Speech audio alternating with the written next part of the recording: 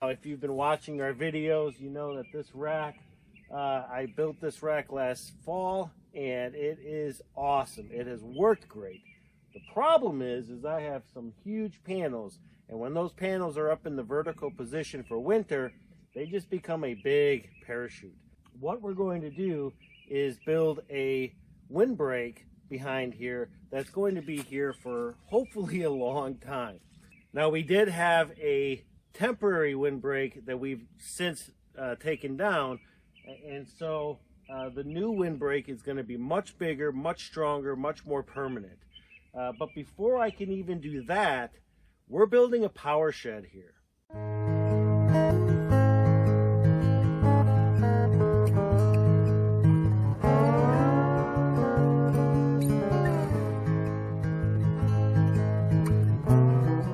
Now, you might be asking yourself, why, Jason? Why are you building a power shed? You've already got your solar equipment in the cabin. You've got your solar batteries outside the cabin. Everything worked great. It worked flawlessly through the winter. Now, there's a few reasons for that. Number one, the battery bank that we built, although it does work and it is very functional, unfortunately, it's begun to sink. Now, normally I would say, well, let's just jack it up and level it out and all is good. But I have a hard time servicing it with the way that it is today. I have to be able to get in there. I have to be able to, measure the batteries. I have to be able to inspect the batteries. And unfortunately, with the way that I've built it, it's just not possible in the wintertime. And so the first reason, again, to move everything is because of the ease of use and management of the batteries. The second reason is right now in the cabin, we have all of our solar equipment. We have our inverter, our charge controller, and we've got our wires all over the place. And, after talking with Jen, we've decided to move all of that outside so we can get back our wall in the cabin. We do have plans for that wall, and unfortunately, just with the way that it's set up, it just doesn't work. So the batteries, the charge controller, the inverter, all of that equipment is going to get put into this power shed. Okay, so the first thing we have to do is we have got to get a foundation here. We're going to have to move my current wood shelf. And that should give me enough room now to start working on the foundation here.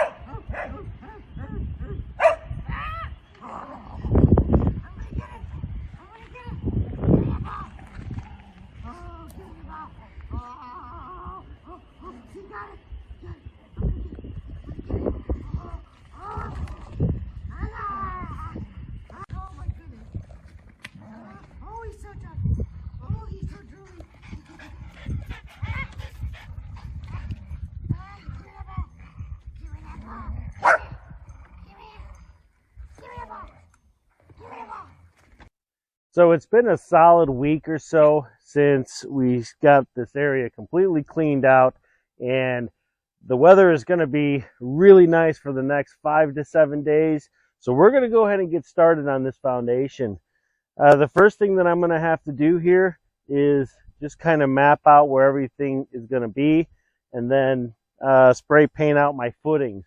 The footings for this power shed is going to be a little bit different than what we've done in the past, and it's going to be more of an experiment to see how it does through the frost of next winter. So let's go ahead and get everything marked, and then we'll kind of walk through the steps of what we're going to be doing here.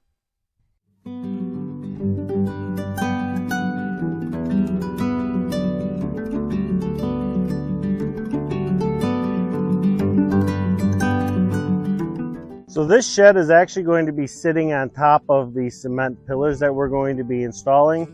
So as far as the dimensions, after doing the 3, 4, 5, we're about as good as we need to be. So all I'm going to do now is just mark out the 4 corners. Then I'm going to measure out and mark out the rest of them.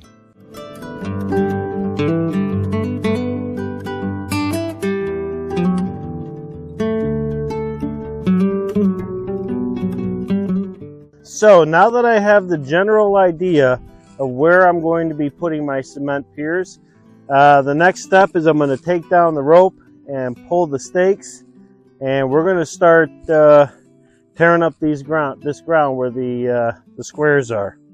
The reason we're going to do this is we got to dig down, and I've got to be able to get some gravel into these spots, and I also have to be able to pound some rebar in, and I'll show you what I'm talking about here in just a minute.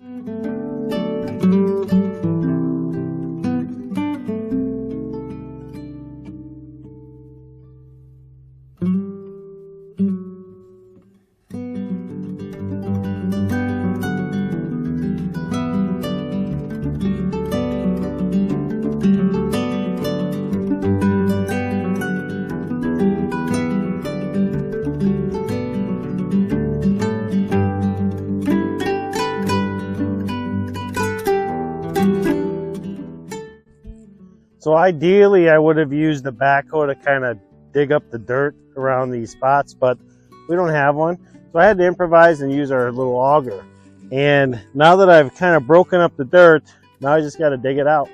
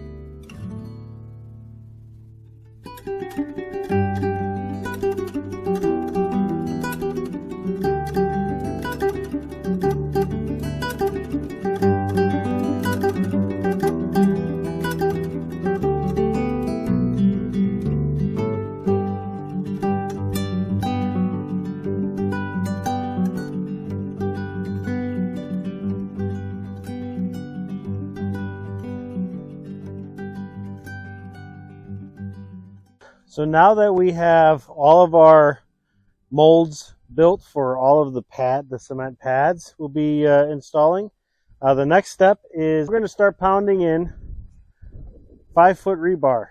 We're putting 3 rebars into every post, and we're going to be putting them in at an angle, and we're going to be leaving about 4 inches above the ground. The thought is we're then going to put our molds, set all of our molds, get everything leveled out, and then pour the cement. Now the thought behind doing this is pretty simple. We here in Maine have a terrible frost heave, and a lot of buildings, you can drive down any road here in Maine and you'll see buildings that have suffered from the frost heave. And so this is actually being done south of us, and we were told about it from a neighbor. So we're going to try it out on this power shed, and we're going to see how it performs next winter. Now, if this works, we're going to be, all of our future buildings will probably be done this way. Now, how do we think it's going to work? Well, we're going to have 3 of these in a tripod in the ground. The amount of area that these rebars are going to take is going to be much larger than just a 12 by 12 pad, a cement pad. So the thought is that the frost won't be able to move each of these posts simply because there's just too much area underneath this post that's being held onto by these rebars. So will it work? I have no idea. Does it work?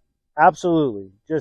I don't know anybody who's done it up here in where we are here in Maine. So we're going to give it a shot and see what happens.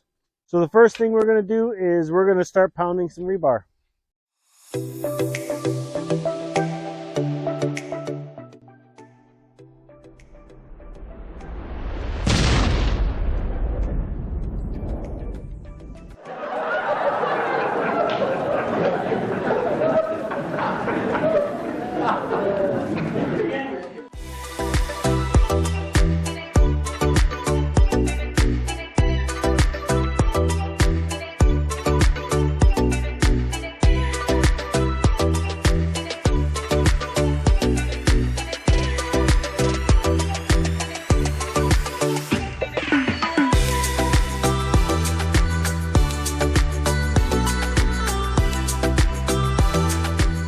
All right, well, we made some progress, so check it out.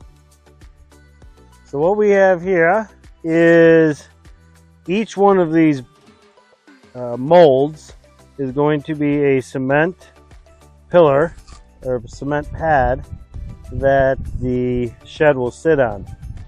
Now, the pads are 14 by 13 by 7 inches deep. Okay, so the reason we've got these rebar in the ground is to help hold on to the pad and help prevent the frost heave that Maine has. And let me tell you, it's really bad here. My expectation is that with the rebar and the cement pads, that we should be able to mitigate the frost heave come winter time. And it's a good foundation for the amount of weight that we're going to be putting into the shed. So the next step now is to pour some gravel in each one of these pads, and then we're going to try to get everything leveled as best as possible and get ready for cement tomorrow morning.